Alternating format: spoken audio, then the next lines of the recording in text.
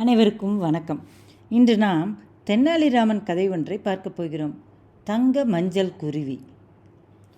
விஜயநகர் விழா கோலம் பூண்டிருந்தது. அரச உற்சவம். அதில் கலந்து கொள்ள அண்டை நாட்டு அரசன் விஜயவர்தனர் வந்தார்.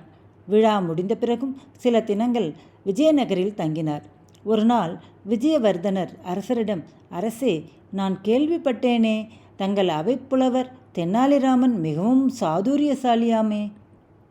அவரிடம் சொல்லி எனக்கு காலையில் தங்க மஞ்சள் நிறத்திலும், நடுப்பகலில் சிவப்பு நிறத்திலும், இரவில் 7 வர்ணங்களிலுமாக உருமாறும் அற்புத குருவி ஒன்றை கொண்டு வந்து தரச் சொல்லுங்களேன் என்றார்.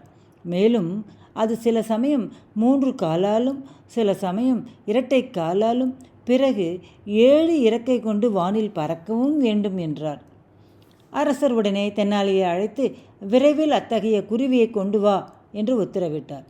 அதை கேட்டு தென்னாலிராமனுக்கு தலை சுற்றியது. அத்தகைய பறவை பற்றி அவர் ஒருபோதும் கேள்விப்பட்டது கூட இல்லை. ஆனால் சிரித்தவரே, சரி அரசே, நாளைக்கு நான் அத்தகைய பறவையோடு வருகிறேன் என்றார். மறுநாள் தென்னாலி சபைக்கு தாமதமாக வந்தார்.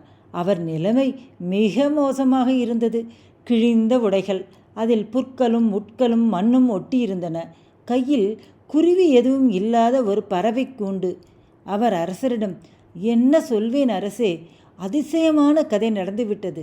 அந்த குருவி கையில் கிடைத்து விட்டது. நானும் அதை கூண்டில் அடைத்து விட்டேன். அதை இங்கு எடுத்து வரும்போது அது தனது மாயமான 7 இறக்கைகளை விரித்து பறந்து சென்று விட்டது. காட்டில் அதை துரத்தி கொண்டு வெகு தூரம் சென்று விட்டேன்.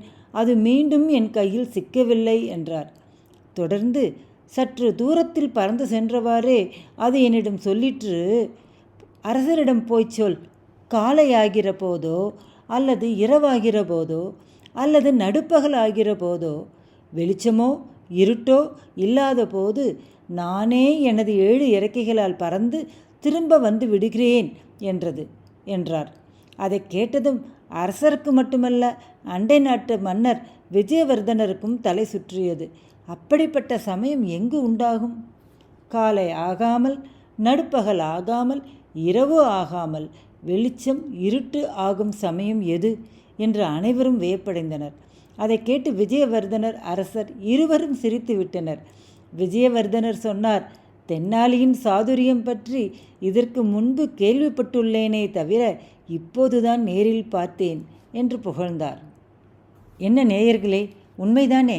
தென்னாலிராமனின் சாதுரியம் பாராட்டுக்கு உரியதல்லவா? இந்த காணொளியை ரசித்ததற்கு நன்றி.